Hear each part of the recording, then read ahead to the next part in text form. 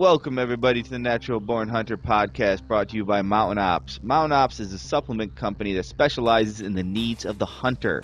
If you need a little more protein in your diet, boom, hit up the Magnum. 3 different sources of protein in there, so it absorbs in your body at different points in time, making it last longer so you can get stronger. You can also check out their Yeti pre-workout, perfect for hitting max lifts, PRs, getting your head in the game, and getting after it. They also have Enduro for those of you who are a little more cardio-based in your workouts, looking to charge hard for long hours at a time. The podcast is also brought to you today by Alaskan Guide Creations, the originators and innovators when it comes to bino harnesses. They're the guys to do it first and do it better, frankly, than everybody else out there.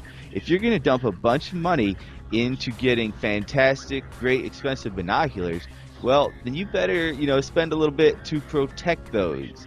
They're super reasonably priced. They come in great camo patterns, and they're a fantastic product. They strap it to your chest, hold them down, fully encased in there, and protect them from all the elements. So check them out. Without further ado, let's fire this puppy up. Welcome, everybody, to the Natural Born Hunter podcast. I'm your host, Will Bradley, along with my co-host, Phil Big Sexy Mendoza, who's out there rocking it right now in Colorado. Got a huge tournament going on. We were lucky enough to snag him away to get him in here because I know you guys, it's just not the same without the Big Sexy. I'm happy to be here, Will, and thanks for the intro. Thank you. And Phil, you know what I'm very excited about? Tell me. We have with us today one of the greatest mustaches in the hunting industry that belongs to Mr. Ryan Callaghan of First Lite, also seen on the television show Meateater. Probably become one of the biggest internet hunting clips seen today, which is when Ryan's charged by a grizzly bear on Meateater. Ryan, at that moment, grizzly bear's coming to you. What's going through your head? Very little. Very little. I mean, it's Don't die. Don't. you kind of have to pick a game plan and stick with it because that's all that your brain can process. So I certainly kind of get this is going to happen or it's not, and it's kind of a calming effect, and you go, okay, go through my steps here. What are the steps? And then it's up to the bear. What are the steps? Verbal warning, right? So let the bear know that you're there. Try to minimize that big surprise moment. If you can, get a warning shot off, and then just decide if you're gonna try to drop that bear or do the fetal position thing. Hopefully have some bear spray with you, which is something I highly recommend. Yeah, I had a bear encounter, not anything near of the severity of yours, but I had a black bear encounter with a sow and a cub a few years back, hunting in Colorado, and it was just as light was starting to come up, and the sun was at my back, and I was on the same trail that they were on, and I seen them about 35, 40 yards out, and I'm camoed out, face paint, sun at my back, and they can't see. They don't know what's going on, And same kind of scenario. Up where we hunt, there's a lot of mountain lions, so I carry a sidearm, and I grabbed a stick at first, put my bow down, grab a stick, and I'm making noise and screaming, hey, and the cub bounced off the trail and went up the mountain, and the sow, she just didn't break stride, never popped her gums or anything, but she was just walking right at. She wanted to go where I was, and she got to just inside 20 yards, and I dropped that stick, and I pulled out my pistol, and I happened to fire a round just off to the side of her, got that kind of warning shot off, and she stopped. She's sniffing the air. She's looking. She doesn't know what I am. I'm waving my hands around like a crazy person. And finally she broke and she walked off. But it's crazy that you know how unpredictable those animals can be. And, in a situation like that, like you said, you think of very little, you really do. After the fact, you're thinking, oh, well, I should have done this or I should have done that. Yes. But you guys having a cameraman there to capture it all, that was pretty intense.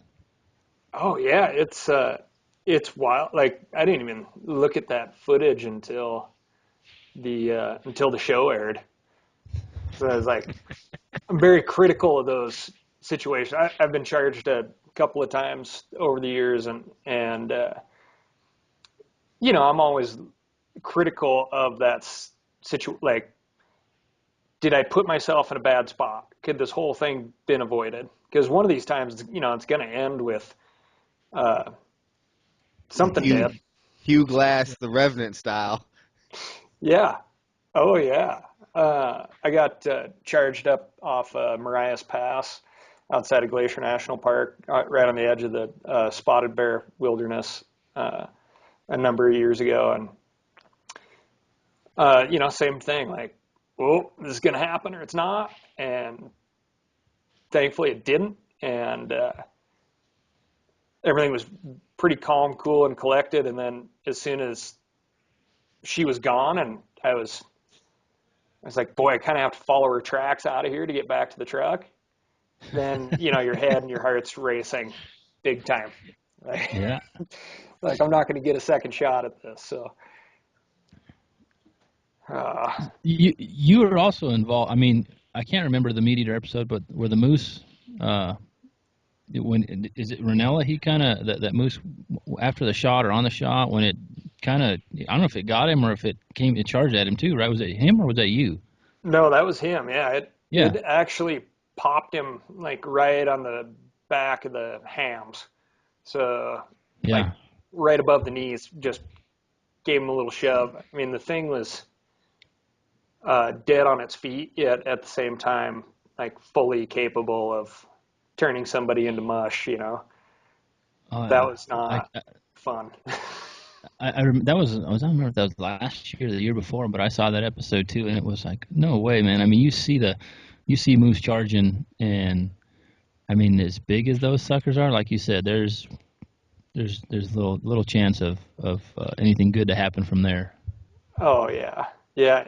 And kind of being in that, having your guide hat on, being in that guide position, and I came around the corner and there's big beaver pond there, and Steve went one way and I went the other, and when I came around the corner, I threw my rifle scope up, and inside the scope, on the right hand side of the reticle are Steve and the cameraman. On the left hand side of the hash mark is this bull moose, like all in your scope ring, right? Yeah. And I was just like, well, I'm gonna be packing out a dead body. Like, I'm putting a dead body on the raft today. This sucks. Yeah. So. And I don't laugh as it's a funny matter, because it's not, man. It's so far from it, but glad to see that things did work out okay, and you guys ended up pulling that moose off that mountain. But it was so many places that we spend time in hunting when you walk off, and this last year when I got the sheep hunt with Aaron specifically, there was a couple times where we came over some ridges and we hiked down off a ridge, came down, and we just looked at each other, didn't say much, and said, yep, glad nobody died on that one. And Yes. You think about it, and it's like, man, how many places do we put ourselves in harm's way to enjoy what we do?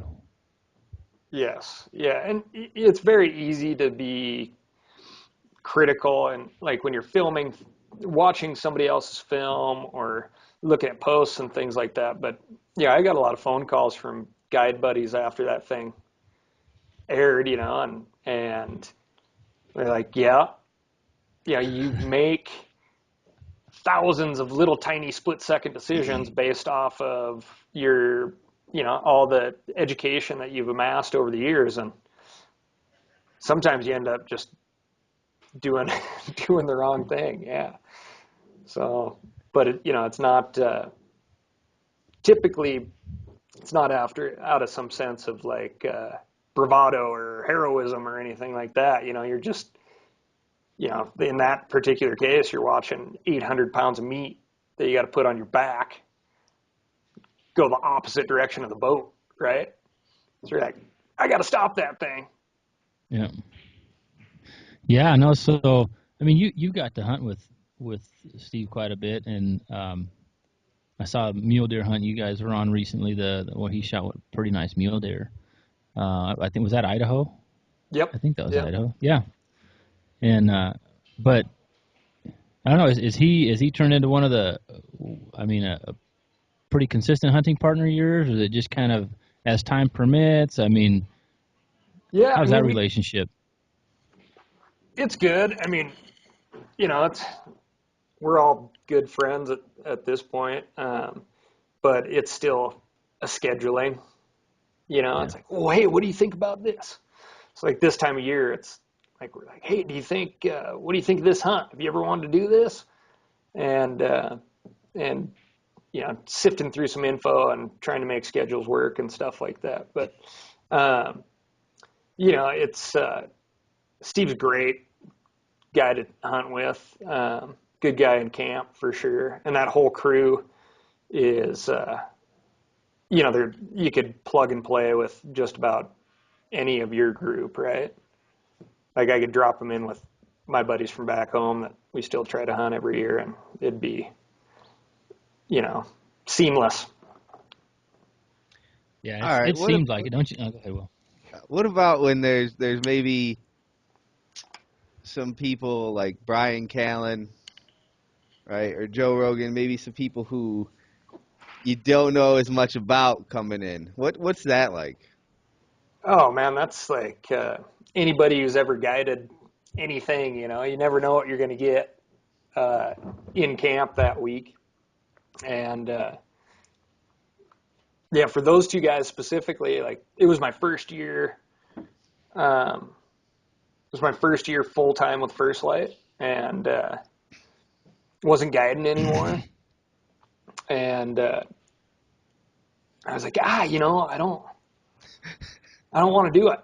Why not? Like two comedians out of LA, never hunted before, Missouri breaks, kind of a tough time of year weather wise. It's like, I'm just gonna kind of enjoy not being in that guide position anymore. Had you ever heard of them before this? Yeah. So Yeah. you knew a little bit about them then. Yeah. And, I was like, hey, Steve, I got some great buddies that know that area really well. They'd love to do it.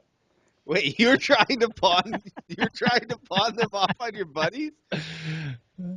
Yeah, because I was like, I'm going to hunt for myself this year. It's going to be great. So it wasn't that you didn't want to guide them, it was that you just didn't feel like guiding? Or Yeah. was it a little bit of both? No, it was a little bit of both. I was definitely like, oh, man, some LA comedians. Like, this is just going to be a pain in the ass.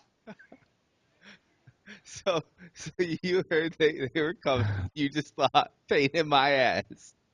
Yeah. It was just one of those deals. And we're good friends now. I talk with Joe quite a bit on gear and catch up with Brian every now and again. And I have to say, like, they definitely came in with some assumptions of their own on where they were and how things were going to go. And I had a lot of those assumptions myself, right? I was like, oh, these guys, this is not going to be great, but they were awesome. And Let's get into that a little bit. Their assumptions coming in. What was your take on theirs? I think they had a pretty, they're like almost looking at it as a script, right? Like, okay, yeah, we're gonna Reality TV. boats, we're gonna float down the river, the deer are gonna be there, have some witty banter, and then we're all gonna go hit a 4-star hotel on the way home, and that'll be that, And Steve goes,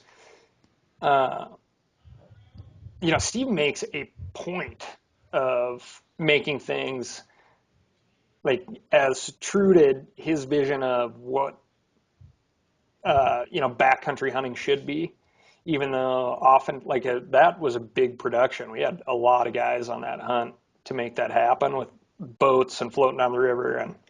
And being an old raft guide myself, I was like, floating down the river. We're going to have a wall tent. We're going to have steaks. We're going to have beer. This is going to be great. And Steve's like, nope, one-man tents, no fires. No fires? Jet boil and mountain house. And it's like, what is this? All right, okay. But it was really the best call, right? Because you got Joe and Brian, very out of their comfort zone. The weather was nasty, it was cold and kind of wet. It was kind of went back and forth between snow and rain, and there was no, I always call him the camp cancer. You have that one guy in camp who's like, it's wet, it's raining, sucks. Nobody was like, everybody was like, you realize you're in the same boat as everyone, right? Nobody's getting out of there. And so you just kind of, you man up and you change your expectations of what comfort is, and it was great. Hashtag DBAP. It's, right? Just Bill, what does that mean for our What adult does that listeners? mean? don't be a pansy, and you can Pansy? interchange that last word as many different ways as you'd like. A puff. Yes. That's right. That's it. I feel like, Phil, when you send me that hashtag, you don't mean pansy or puff. It depends on the scenario, Will. Oh, I gotcha. Yeah. Varying degrees of severity. That's correct. In the event of two comedians hunt, the word made when cameras were off, and running on their other outlets and stuff, they probably use some different language from time to time, I'm guessing. I'm guessing there might be some more colorful language out there. Yeah. What do you say, Ryan? Was it PG-13 all week? Or the trip you guys were on there? Oh, no. Brian Callen's like the funniest man on the planet. And he'll get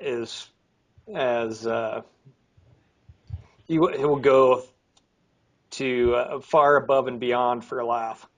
And I was amazed. Like, one guy among 8 guys for an entire week was being like that consistently funny was truly amazing. And Joe pretty much just knew exactly what to say to keep Brian going the whole time. And it was, I have to say though, those guys impressed me in a lot of ways. Like they definitely like stepped up to the cold, and there's definitely some discomfort. But those guys had they read lots of natural history on the area. They knew about the Indian tribes. They knew about kind of the homesteading and the riverboats, and it was really cool. Like, I mean, they really got educated on the area and the animals, and that was a very cool thing to see.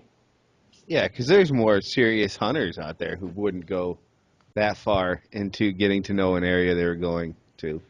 Yeah, absolutely, and that's like one of the coolest things about, if you're a guide or you're in a position where you can go on guided hunts, the thing that few people talk about is the fact that you're seeing a piece of the country or a piece of your own state that, otherwise you never ever would have been there. And there's little chunks of history there that are just amazing, and it's so far off any sort of, tourism trail that it's a cool opportunity. So. Yeah, it seems like both of them are very well read and very studied up on many different parts of just life in general. Listening to both those guys on their different podcasts, and even watching Joe sometimes commentate on the UFC. He seems like a smart dude. Just very, very intelligent. From so many different aspects of life. Absolutely. Any of you guys watching the fight tonight? Hoping to. Ryan, do you watch the fights at all? I don't have a TV. I'm not. No. Sports, any sort of sports, I'm pretty far behind on. So, and I feel I have a hard time making any sort of comments on that stuff because I'm just way off in the weeds. Go teams. Yeah, exactly. Hey, compete. Phil, who you calling for tonight then? On which fight? We'll go with the two main ones. There's Tate versus Holmes, and then McGregor versus I'm blanking on him, Diaz. Yeah, you know what? I just because McGregor doesn't seem to stop his preparation ever, and he's always so involved in his game, I gotta think he's gonna win.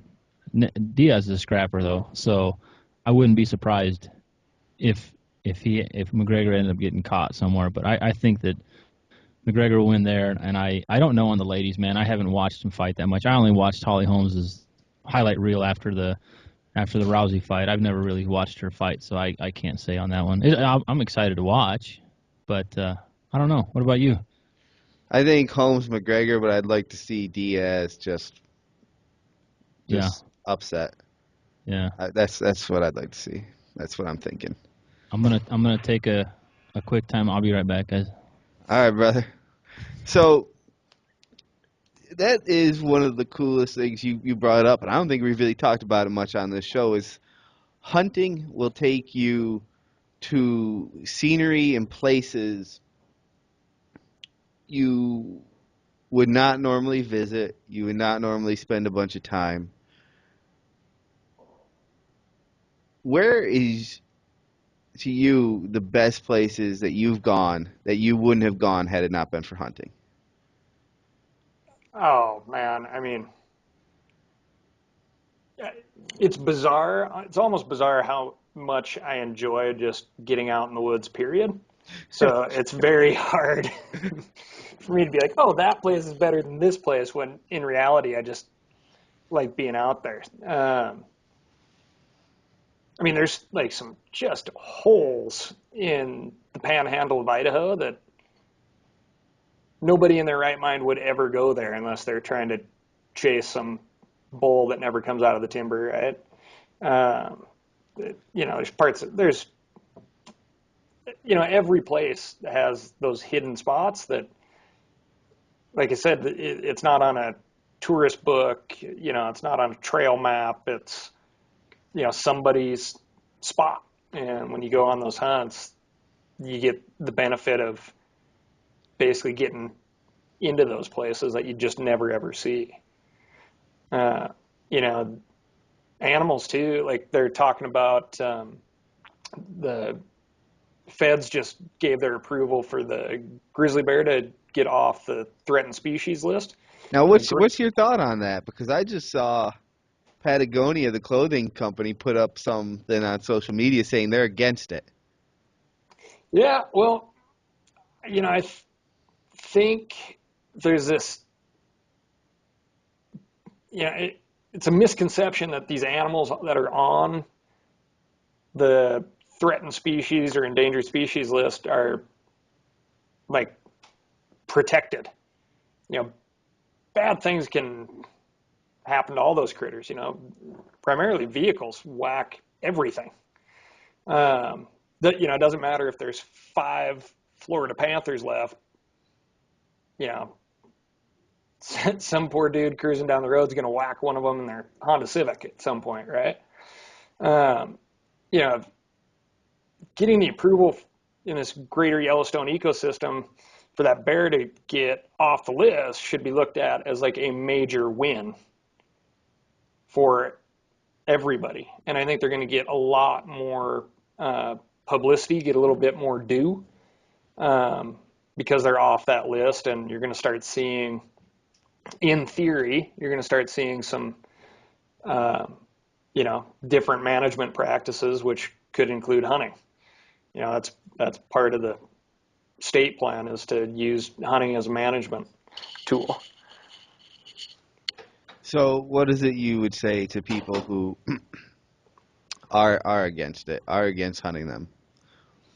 Well, I really think that most folks have this misconception that when a hunter goes into the woods with a gun, something dies.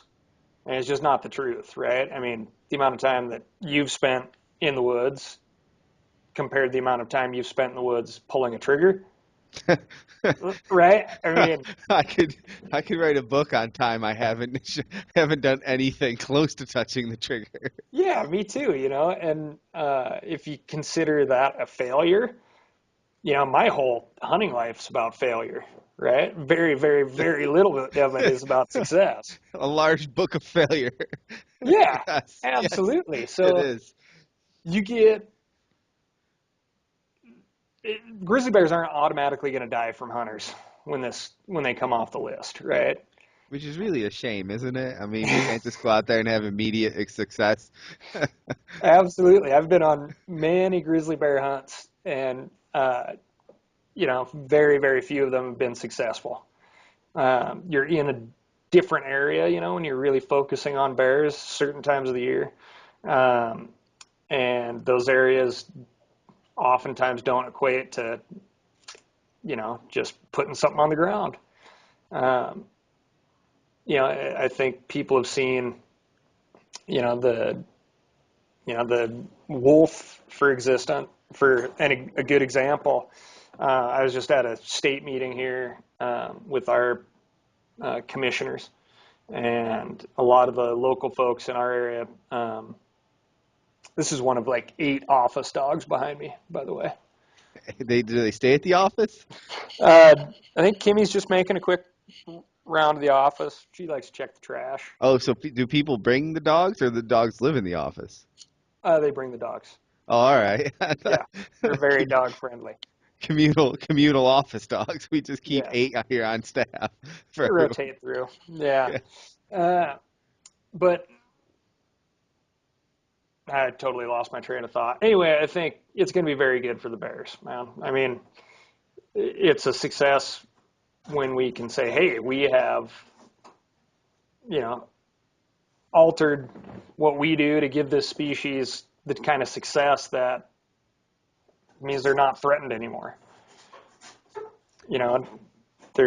I think we have a lot of success stories with management, and this is going to be another one. Now, what about to people who say, if we didn't touch anything at all, the wild would manage itself? I think we're just a long, long way past that, and nature would prove that point in some gruesome years before it balanced itself out. Yeah, I'd agree with you. I think people underestimate the um, effects of our own habitat expansion has negatively on the surrounding animal populace. It's interesting. I'm on our local planning board, and I'm a contractor here, and we get literature on building and planning to actually, go as low impact as you can on, say, a housing lot. And, they'll have the lot, say, clear cutting it, leaving few trees to trying to hide it in kind of the back and go as low impact as you can. Because anyone who takes some of these safety courses learns that one of the biggest threats to the animals is our own expansion. Yeah, yeah, and there's not, especially you get out to this area of the U.S. People don't want to live in well planned out high rises. Get stacked on top of each other. Everybody wants their own space, and it puts more and more pressure on animals. So, I know for a fact a lot of the folks around here do not like hunting. They're not going to move into the city limits to be out of some of those To give the zones of animals more contention. space. Yes, Yeah. exactly. That's the thing, isn't it? It's like everybody looks at the hunters like you're the problem for this, but people every day are messing with animals far more than hunters are. Like you said, hunting's really a big book of failures. For me, it certainly is, but I'm fortunate enough not to measure my day in the woods as a success or failure on if I'm dragging something out or not.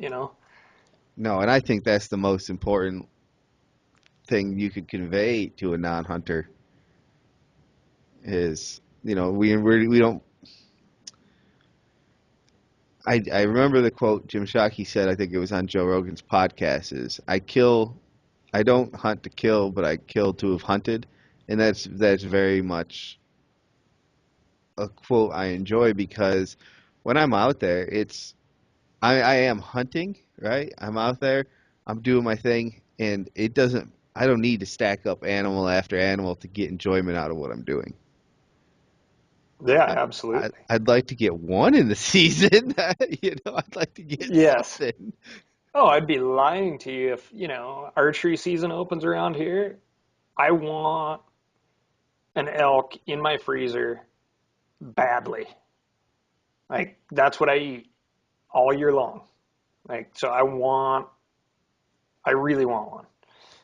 Really want one. Really want one. Like, it's a staple of my diet, right? So, Anyone who cannot see Ryan's face right now, I'm going to tell you the conveyance of how badly he wants this elk cannot be underestimated. yes. So, I go through the same deals. Like, you hit that point in the season where you've had some close calls, and you're like, boy, I should have made that happen, but it didn't happen. And you kind of get that mental uh, crux in your season where you're like, I'm just gonna give this up. I'm done. I'm quitting hunting. I'm quitting hunting blues. Yeah. Like, I cannot believe. Or, it's like call in 4 or 5 bulls. You're like, how did I not get one of those animals? That's all the good luck I'm gonna have this season. How about the feeling of regret if you've passed an animal up and then the rest of the season you're just striking out left and right and all you can think about is how did I pass him up? Yes. Yeah, I know it. I know it well. I ate a really good mule deer tag here in Idaho. Um, I'll probably never draw it again. In fact, I'm telling myself that I'll never put in for it again. Um, and I passed up some gorgeous bucks, and it was a 14-day season, and I was out for at least part of the entire season, or part of every day of the season, right? Saw some amazing stuff, put some good stocks on, and every day I'd be like, well, I'll just wait. Oh, you didn't. Yeah. And then Oh, oh, my heart hurts for you right now. My heart goes out to you. Oh, there I was, right? Nice 4x4 buck in the crosshairs with 3 minutes left of shooting light on the last day of the season. And it's just like, man, passed up way bigger than this hunt. Just be bad karma to shoot this guy just for the sake of shooting him. So I ate the tag. oh, what was the biggest you passed up? Oh man, there are some nice bucks. I mean, in particular, you know, a buck that I would have, knocked somebody over to shoot. It was about midway through the season, and it was probably a 17-inch wide, 26-inch tall 3x3, like old buck. Oh, dude. That was just so cool. I've Uh, instituted the rule now of I'm not going to pass up something I take on the last day. yeah, exactly, exactly. And I was telling myself I'm going sky's the limit or nothing, and uh, I covered awesome ground and found lots of deer and passed up some really nice bucks. So I mean, it was an awesome season. What were your biggest takeaways from that 14 days? Boy, well, our new gators passed my test. I put a lot of days in those, All so that right. was good product testing. Um, I the only times I ran into people on this hunt. I found a really big buck, and I had to cover a lot of ground to get over to him, and didn't work out because the deer spotted these other guys on the approach. And I went up on top of the knob where this buck disappeared and just kind of sat down to see if he'd magically pop out. And I see a mountain lion. And I'm like, oh, wow, that's crazy. I can't believe I spotted this thing before it spotted me. So I put up the spotting scope and I start watching. And 2 kittens come out of the tree and nurse. So 3 mountain lions. And I sat there and watched this gal for 2.5 hours, just freezing my butt off. But it was like I couldn't walk away, right? That's a scene I'll never ever see again in my lifetime. So that was a major success, you know. That's hunting, you know. Some of the best parts of hunting, right there. No, I never ever would have been there had I not drawn that mule deer tag, right? Well, why not go back, right? Yeah. So I hear on some other podcasts and stuff, I hear a lot about meditation now. And I've given yoga and some other stuff a try. And I kind of like asking people if they get the same feeling when they're in the woods. But I feel like when I'm in the woods, when I'm hunting, you know that zone you kind of slip into where you become more part of the surroundings than you are what you were, say, before you went in. Do you ever feel like that? I definitely. I would say I guess I can't assume to know what you're thinking, but I do feel kind of in it, I guess. Where you've lost yourself, we'll say, to the woods, to the task, what you're doing. Oh yeah, I like that for sure. Yeah, you kind of slip into that zone and you're picking animals out all over the place and kind of got your spot. I like that. But I will be honest with you, I really enjoy yoga, but the part at the end where they're like, okay, now everybody just chill out, I can't do it. Like I'm the first one out of there. See, that's my favorite part of yoga. The only times I've ever really stayed is to get to that part at the end where they have you lay on the mat and they're walking you through the thing. I'm like, yes, finally, no more having to stretch things and bend in certain ways. Can't we just do this the whole time? Phil? Never been there. I've done some yoga in my basement via a video, but I've never been in a class. But as far as speaking to the woods, I will say that when, you know, living the busy lifestyle that we do, where everybody wants stuff now, and you need to, you know, just like I just left a few minutes ago to attend to a mad rush at the counter. And then once you do get out in the woods, sometimes I have to remind myself to slow down and to just be, like you said, be more understand where you're at in your surroundings. Because I'll just start trudging through I'll start hiking somewhere. I want to get to a certain point, and I'm loud, and I'm really not paying attention to what's going on. And then once I kind of sit back and reflect, okay, look, the phone's not going to ring. There's nowhere else I need to be, but right here, right now, right, and I can relax. Then I do feel like I become more in tune with what's going on around me. But I do have to remind myself sometimes to plug into the outdoors and unplug from the busy lifestyle just that most of us live these days. It's just like I said, everybody needs instant gratification of something. Everybody needs to, you know, they send you a text message, and if you don't respond back to them within 3 minutes, they're wondering what's going on. You know, if there's a problem, and that's the one thing about one of the many things that I enjoy about being out in the woods is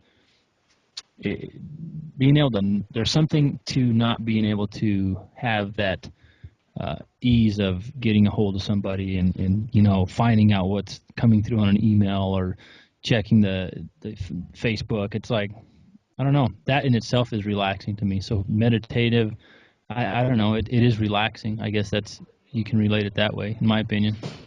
I think you bring up a great point on the, especially when you're hunting things in the rut and you really don't, like they can move so much and they can be in like the weirdest, nastiest spots that I always, like, as soon as you shut that truck door, you're hunting.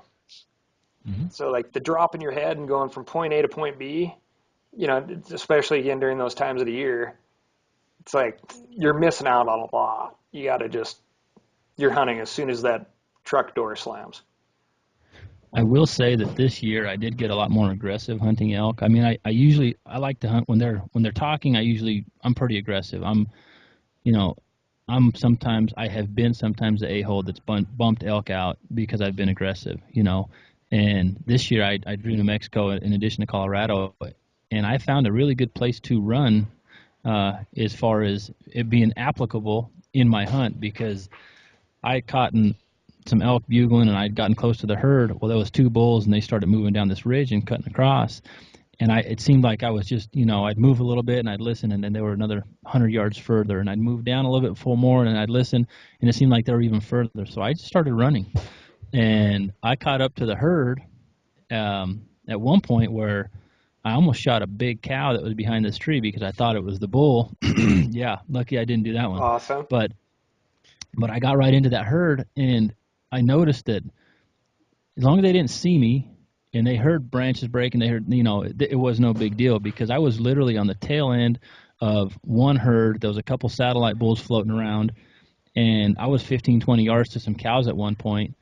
But if I hadn't gotten aggressive and started running and just disregarded all that, I'll be quiet, and the wind is my favorite for the most part. But I just figured it's like, if I don't move and I don't get aggressive, it's going to be a what if story, and what could have been, or how big was that bull. So I ran probably for somewhere between a quarter and a half a mile is what it ended up being, and I got right on top of them. So I was, like I said, it's just different situations applicable in different times, but I did happen to find a time to throw everything out the window and start running. I like it.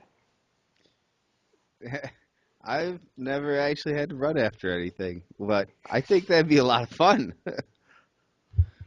Yeah, it was, I tell you what, man, like I said, it was, that time I ended up not shooting a bull, because once I got into them and I was that close and the bulls were a little bit further away and I realized how close I was, like, if they smell me or if they see me, now I'm done.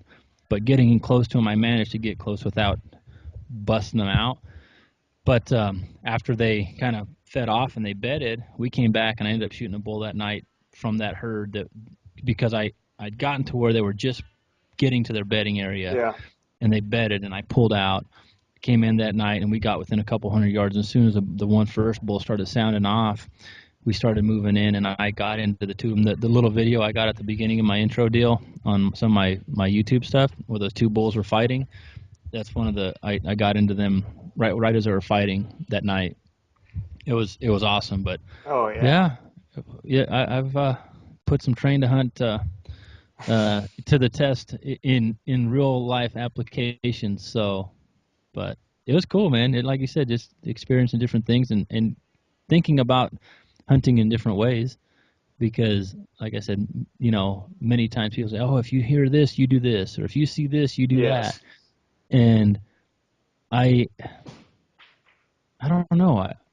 I'm not afraid to make mistakes at the cost of sometimes bumping animals out. And like I said, maybe I'm a bad hunter or a bad, I'm not, I don't have, I don't know what the code amongst hunters, especially bumping other elk out or other deer out. But if you don't know, if I haven't made the mistake myself, sometimes I need to make the mistake myself, and figure it out. Absolutely. And there's always going to be some things we're not willing to do. Like there's spots around here that I know 100%. If you put a tree stand in this spot, you will kill a bull elk. I've never put a tree stand in that spot. I've never sat in a tree stand because I just can't do it. I know. Yeah, It takes special type of patience to sit in a tree stand for that long. Yeah, I'm starting to appreciate it more, just doing a little bit more whitetail hunting the last few years. But I mentally had to prepare myself. So I've done it for 3 or 4 years, but the first year I shot a buck the very first sit in the evening, and decent small thing that came running by, I plugged him. Done. I didn't have to sit in the tree no more waiting for a buck. Well, the next year I told myself, I'm not going to shoot the first little buck that runs in front of me. I'm going to hold out for something that's more mature, and I'm going to sit there. And I was mentally preparing myself for months to sit there. I'd be sitting on an elk hunt on a ridge line and getting about ready to move. I was like, no, I'm going to sit here. I'm going to just practice just sitting down for another hour, because I got to know that here in a month and a half when I'm going to be up in a tree, I can't go anywhere. So I had to mentally prepare myself for that. Yeah. You don't think we'll be seeing that in an upcoming train to hunt event, do you? Who can sit in No. the stand the longest? No. I'll tell you what, though. I'll tell you what. I've had some of the guys on for the mini series for train to hunt, and a lot of them talk about the need for mental toughness. But I honestly don't think there's any time I've been challenged more with mental toughness than when I'm in a tree stand, nothing's going on, and I am freezing. Because home only a few miles away, and it's warm at home, and there's all kinds of stuff to do at home other than stare at the same 100-yard swath or so I've been looking at since, the sun came up. And when the sun's coming up and you're sitting there and you're just looking over like, this thing is never going to come up. It will never be warm. I will be cold forever, and I'm going to die here, There's just that feeling of dread, and it's like you have to suppress it. You have to suppress that little voice in your head saying, "Go home, go home to your wife. She's hot.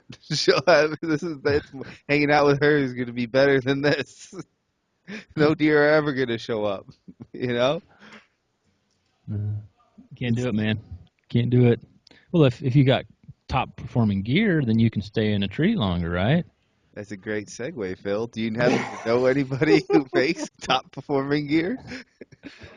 I do happen to know, and I will tell you that I've got to ask, man. So I've not used a lot of you guys' Outerwear stuff. I have some of the base and midweight stuff, and the first Lite. Speaking of, what is it that you guys put like little baby's feet in this merino wool that feels so nice on your skin, and that everybody else's feels like there's like it's itchy and what is it, man? I mean, it's such a tough game.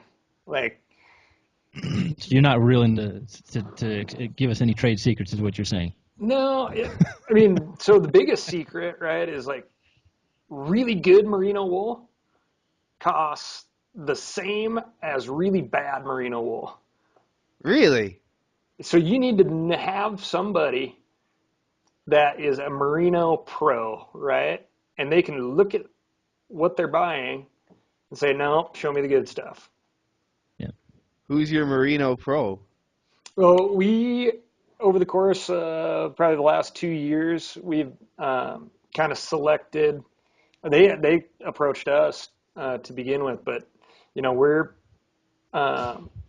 transitioning to exclusively sourcing all of our merino out of one set of farms in New Zealand. Super cool folks, big hunters.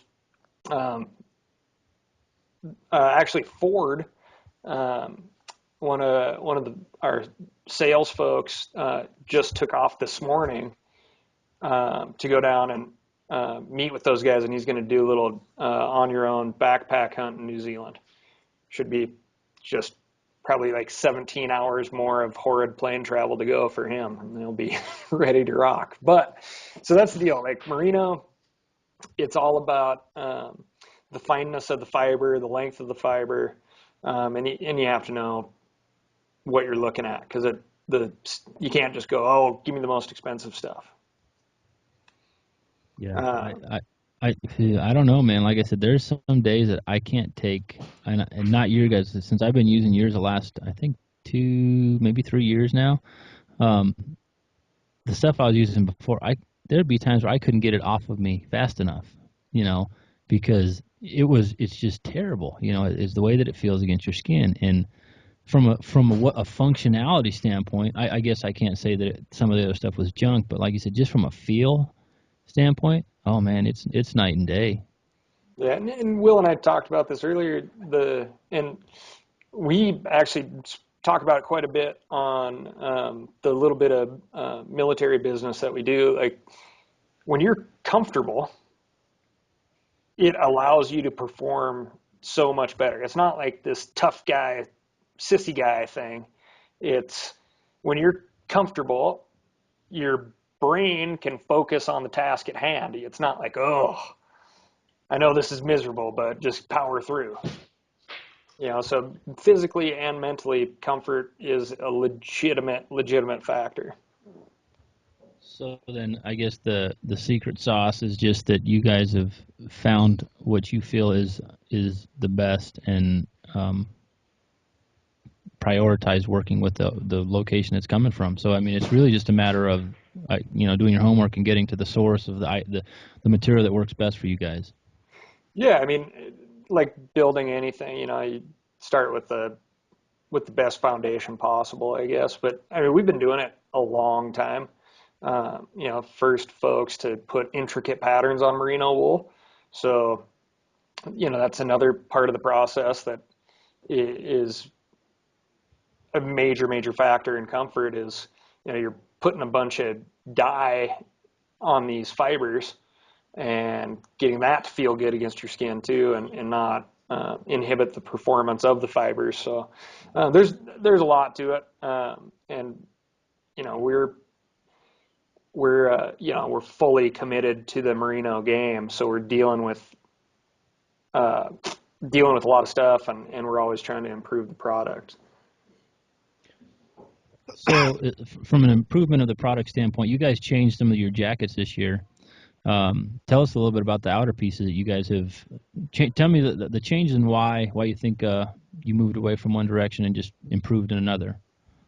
Well, the cool thing with the outerwear is it is like totally designed to be paired with merino wool as a base layer. So the stuff performs fine with a polypro base layer or whatever, but you'll really see the benefits, working with a good merino base, because that's kind of what the technology is designed off of. But we had this storm tight jacket that for the most part got good reviews. People liked it, but it's a good looking jacket. It performs pretty darn well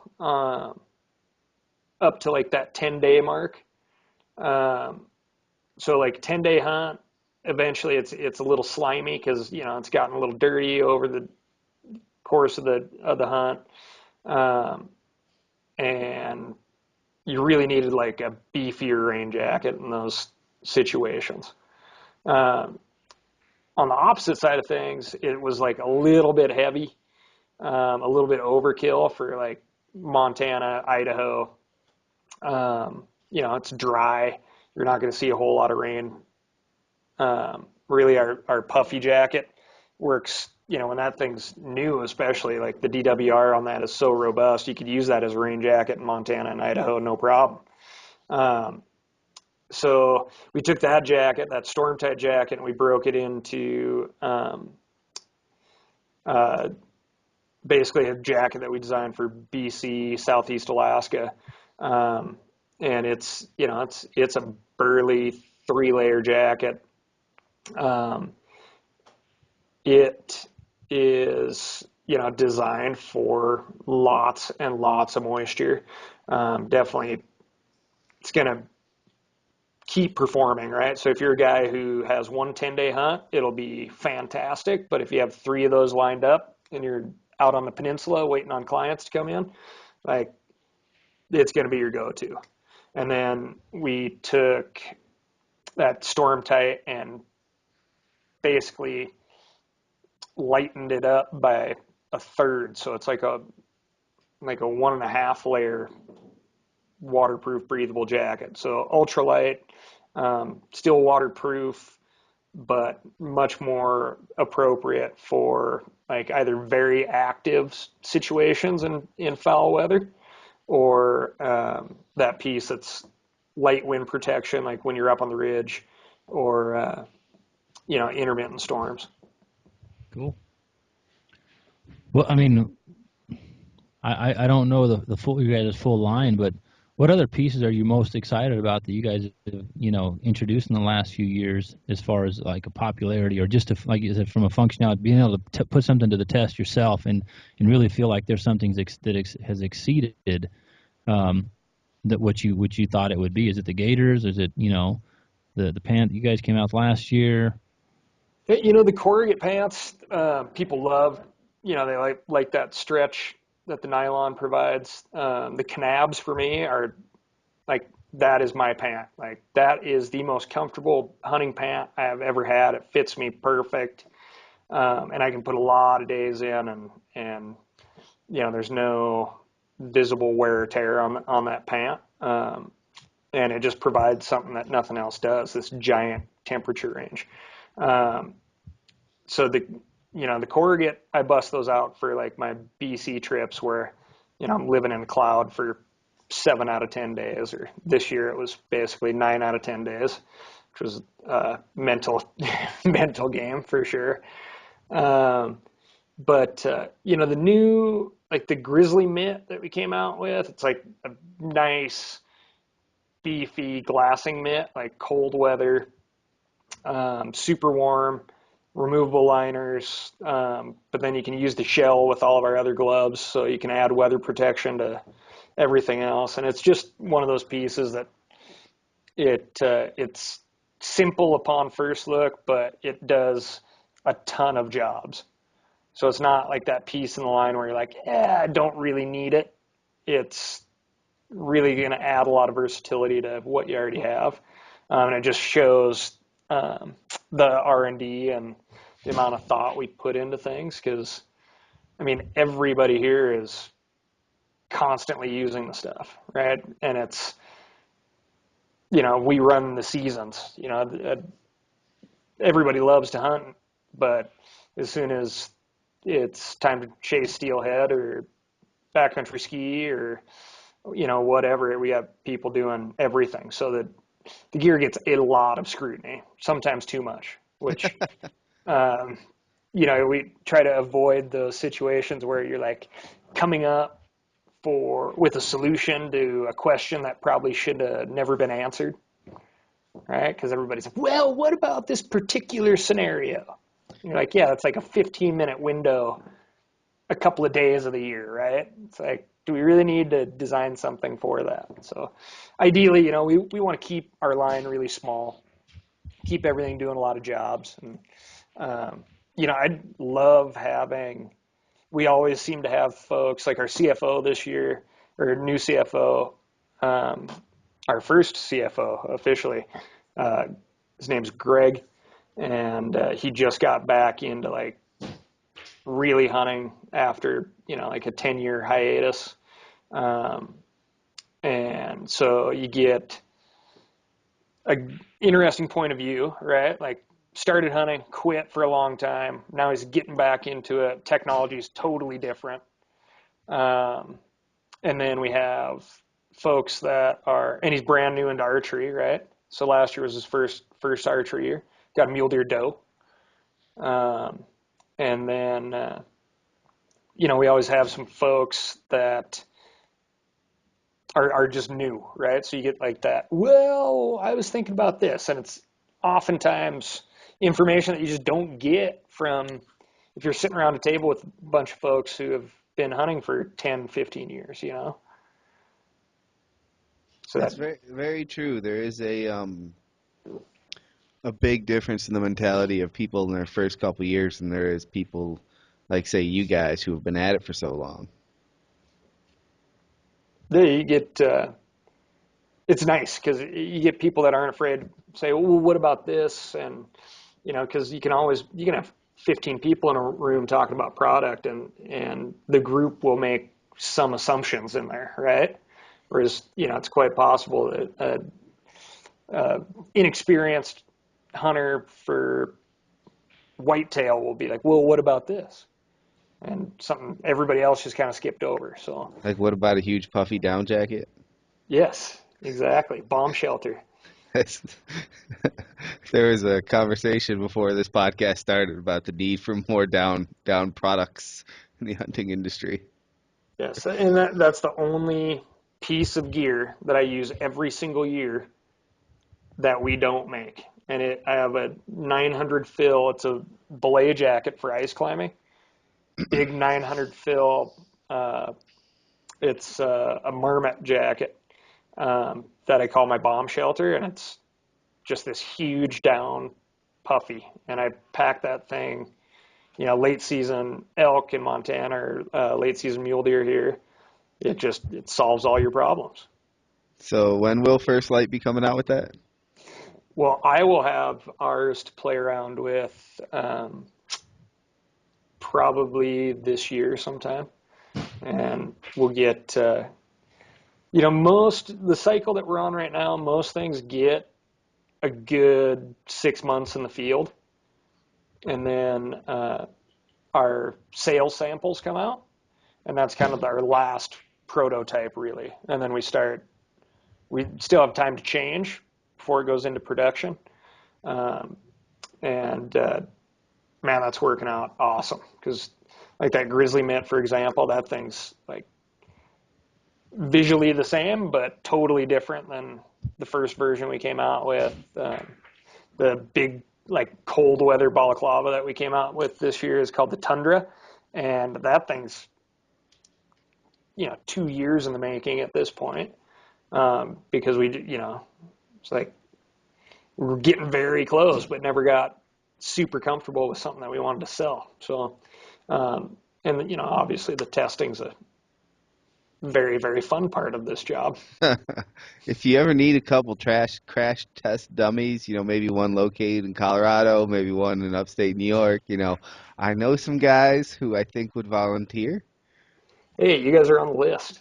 Yeah, I can't imagine how long that list is.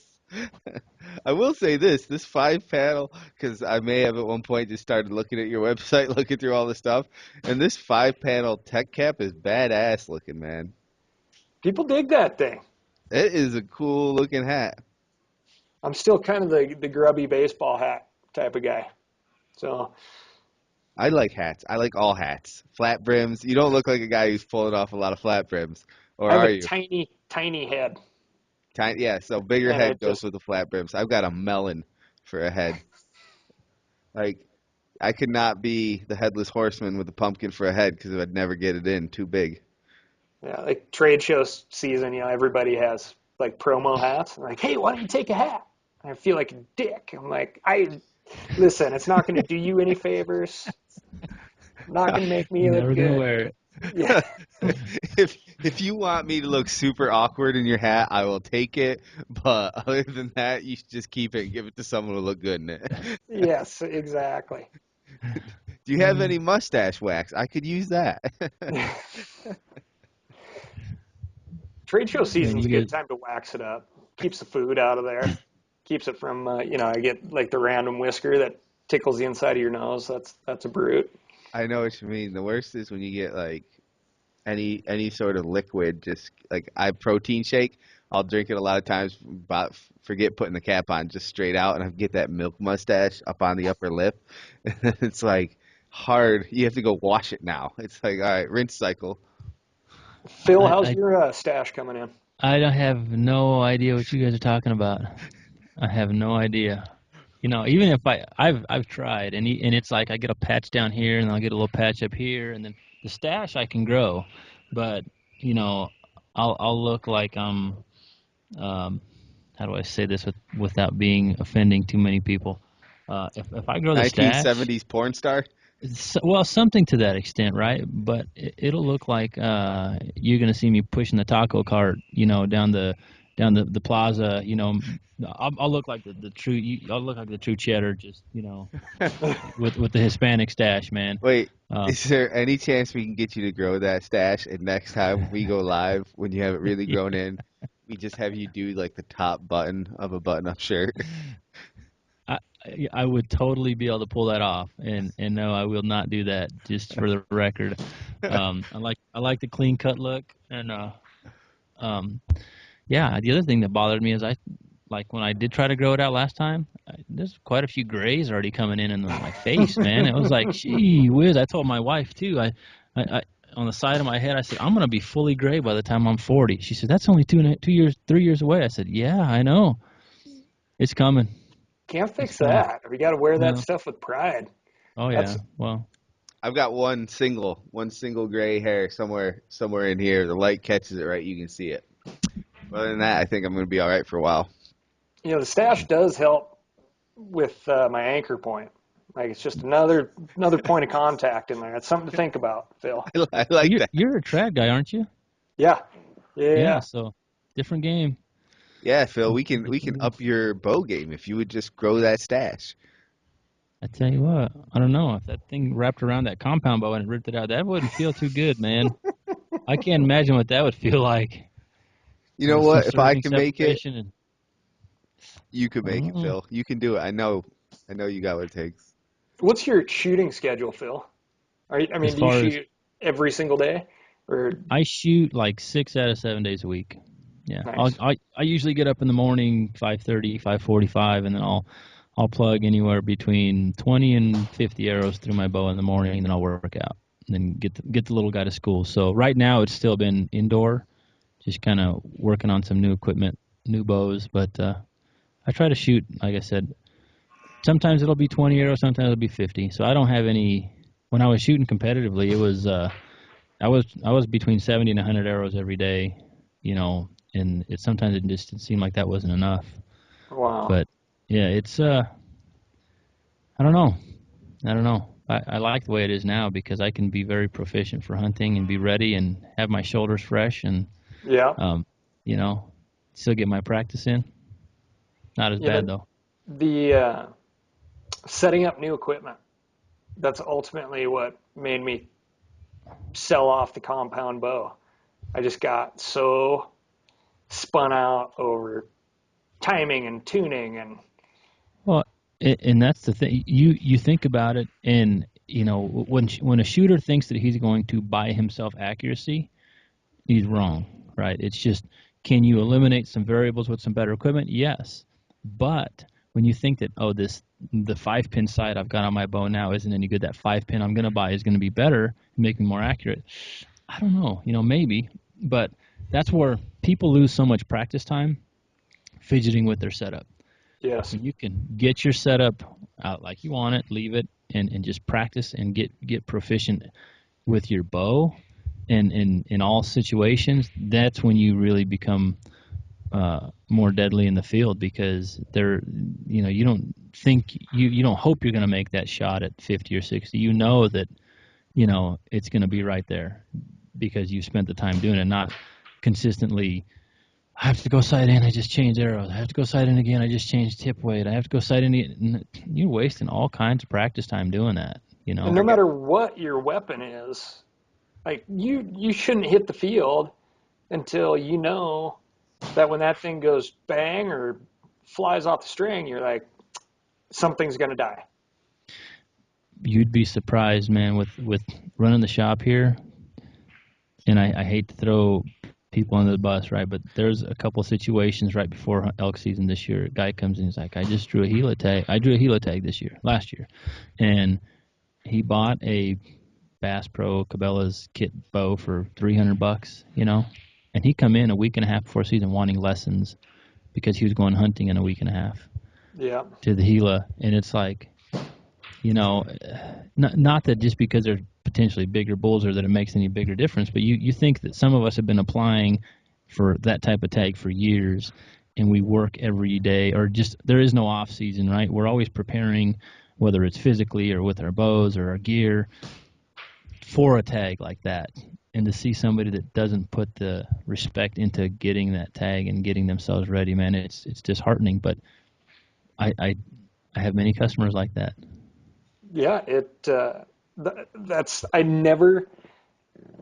I've been serious about the recurve for, um, 3 years. Like, decided to get back into it, or Kenton he decided to get back into it and was finally like, hey, I need somebody to jump in on this with me because I'm just struggling. And so he just showed up at the shop one day with a recurve, and he's like, "Hey, here's your setup that you wanted. Like, come shoot with me. Let's go." And so I guess in that 3 years, I have not run into one person where I've been like, "Yes, get yourself a recurve, get yourself a longbow. You're gonna love it," because you just don't run into that many people that have the desire to put in the time. Yeah. And for me, the recurve thing is, I will do my absolute best to not miss a single day of shooting arrows from here all the way through hunting season, because it's just so different, man. When I take a day or two off, like I know it in my shooting, and man, you just can't play around with that stuff. Yeah, no, that's what I was going to ask you, how often you shoot, but that's the difference. I mean, it's a much more challenging approach to archery hunting. It's a bigger commitment because of the systems in place on a compound. Obviously, we all know that, but yeah, man, and like I said, the challenge of your effective range is half to a third of what a compound range could potentially be. I mean, I've got nothing but respect for the trad guys. I've got a recurve bow that I pick up every once in a while and play with, and it's a very humbling experience, and I put it back and pick up my compound because it's tough. Yeah. I went to the traditional bow hunters Montana jamboree here a month or so ago in Chico Hot Springs, and there were some guys that were like stone cold killers, like 60-year-old guys that have killed everything you can think of. And I was just like kind of kept picking this guy's brain because he's moved on to making his own bows, making his own arrows, makes his own broadheads, makes metal broadheads. But, and he's just like, "Ryan, it's just not that hard. You wait for a shot that's close, the animal is unaware, and they're perfectly broadside." But you start thinking about the people that are willing to do that, right? Like, what's close? Like, like there's just, it's like, the guy never throws an arrow unless it's under 15 yards. The animal's unaware and it's perfectly broadside. Yeah, but that goes again to, so our lifestyle, or what people in general are going to, with being out of touch with where their food comes from, being out of touch with where we came from as people that hunted for food and lived that way, into a fast-paced life of, I've only got 3 days to spend in the woods, and you get into that situation where this is the last day of the hunt. I probably wouldn't normally take this 60-yard shot, but I'm going to take this 60-yard shot because I don't want to go home empty-handed. It's totally different ends of the spectrum, and like you said, that other gentleman's probably through the roof because he knows what he needs to do, what position he needs to be in, and what the scenario needs to be for him to be successful. He waits for that one opportunity, and boom, But how many people are willing to put in that time? Exactly. How many And, people can? these guys are, retired dudes, and that's what they do. So it is different, and, there's, I always cringe when I see like those memes and stuff where it's like, as long as there's an arrow in there, there's hope. I'm like, that's not what, that's certainly not what I tell people. Like there should be no hope. Should be like, that thing is dead. Yeah, that's the truth, man. That's it. When I missed my sheep this year on that very steep angle, that first one I missed, that arrow hit over its back, and I was like mind boggled. I'm like, there's no way that should have just happened, because he was standing there broadside. And granted, with the angle compensation, everything else that was my mistake and my flaw, I was mind blown. I mean, I was totally ready for that distance, and I just wasn't ready for that angle. But still, like you said, it was, there should be any, I hope I hit it, right? It should be, oh yeah, this is it, and it's about to get our hands bloody, Yeah. But anyway, I guess I might have to pursue a job in the camo industry so I can retire early and go hunt, right? Isn't that what they say? You guys It's are that making money simple. hand over fist? Or That gee simple. whiz. Heard that. Heard that. No, it is incredible. Like Scott and Kenton, the founders, they are dead serious about, like, you guys have got to get out and use this stuff. So that is the saving grace. We all take our licks and pay our dues, for sure. Because, we're small enough to where it's like you leave the office, it's not, somebody else isn't taking care of that. You just got to take care of it when you come back. So, but it is super nice having that. Like, oh, you drew that tag, you got to go do that. Yep. Oh, I don't know, you should probably go. That's a good opportunity. Yeah, I'm gonna have to get my wife brainwashed so she encourages me to do that kind of stuff. You drew what tag? You better When, go scout a couple extra times. when you perfect that, Phil, then we'll really have something to sell.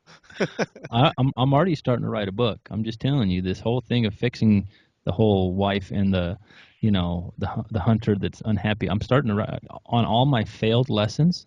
I'm starting to write it. So Just I'm gonna figure it out one day. hunting, the story of failure. That's what it's gonna be. Got the research part down. Right? I'm putting it to the test every day, and I'm failing miserably most days. But I tell you what, I'm not gonna quit. So High on research and low on conclusions. I like yeah, it. I like it. Lots of good guesstimates. yeah. Oh, All right, Right ladies on, and man. gentlemen. Well, on that note, if you get a chance, head on over to getmountaineops.com. They are a fine sponsor of this program. Use the coupon code NBH20, and you can get 20% off your purchase. I know the big complaint was, hey, guys, I can't use this on the packages they got. Well, we got that fixed. I complained last time, and boom, the boys fixed it. So you are welcome. Try it out. GetMountainOps.com. NBH20 is the coupon code for 20% off your order, and that's all you really need to know. Go over to championshipbowhunting.com. Phil's got a lot of great episodes up there. He just did one recently with Willie Schmidt of Pure Hunting. It's really good. There's also a video version. You can check him out on the YouTube channel. What else, Phil? Alpha Bow Hunting Challenge pre-registration opens March 15th. So get your ass signed up for that. Make sure you're there to do that. Also, if you go to projectupland.com, you can check the partridge hunting video I was in, as well as hit us up on the Natural Born Hunter YouTube page. I'm doing breakdowns for how you can kind of game the system or get a little bit better, get some knowledge for any of the train to hunt challenges you're competing in this year. Did one just recently that has some yardage estimation, talk a little bit about the scoring, some other stuff in there. I'm going to really try to bend Phil's arm to get me to do one on shot setup and execution. Hopefully he'll do that for us. Head on over, check us out on Instagram, Facebook. Check out First Lite. That is where Ryan works. I don't know if anybody picked that up during this podcast, but yeah, that's, when he's not busy hunting, that's what he does. You can go to firstlite.com, check them out. They are the best in the merino game. it's great Also, stuff. Give it a it is shot. great stuff, and they have their fusion pattern is badass. Make sure you check out that 5-panel hat. That's pretty sweet too. Right on, man. Ryan, thanks for coming on, man. Sorry I was in and out today, but appreciate the time. We'll have to catch up again soon. Yeah, absolutely. That's great. Thanks a bunch, guys. Appreciate the opportunity. All right. Well, this has been the Natural Born Hunter podcast. Wake up, chase your dreams, repeat.